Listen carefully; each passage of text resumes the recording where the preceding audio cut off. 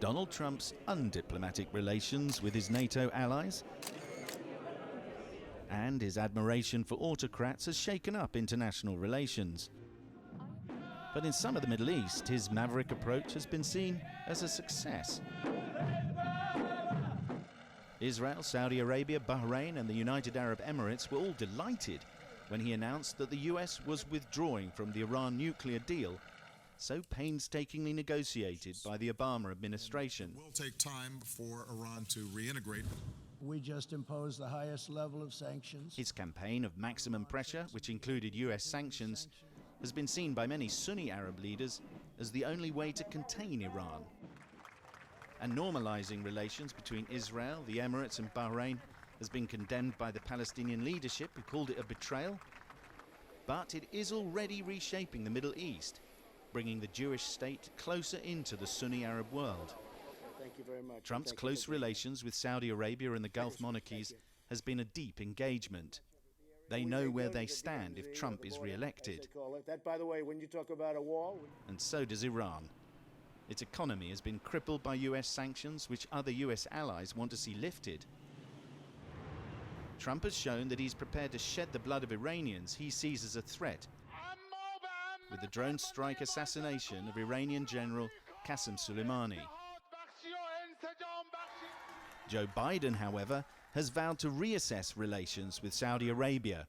He blames the murder of Jamal Khashoggi on the kingdom's Crown Prince Mohammed bin Salman. The Saudi Crown Prince denies any role in the killing and has the support of Trump. Not so of Biden.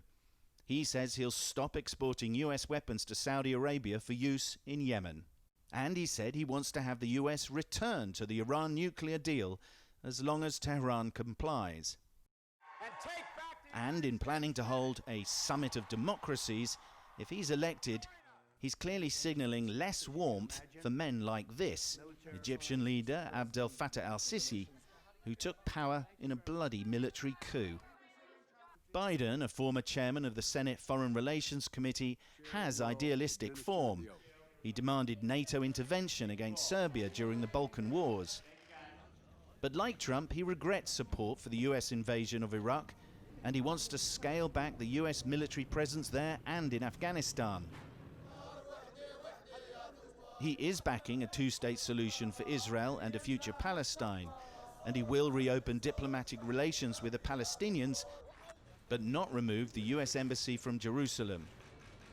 Interest of Israel. And he's unlikely to see any advantage in putting particular pressure on Israel to accelerate the peace process.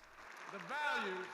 He'll concentrate rather on rebuilding the US as a trusted, reliable leader on the worldwide multilateral stage, leaving in the Middle Eastern theatre more opportunities for Russia and China to enter from the wings. Sam Kiley, CNN, Abu Dhabi.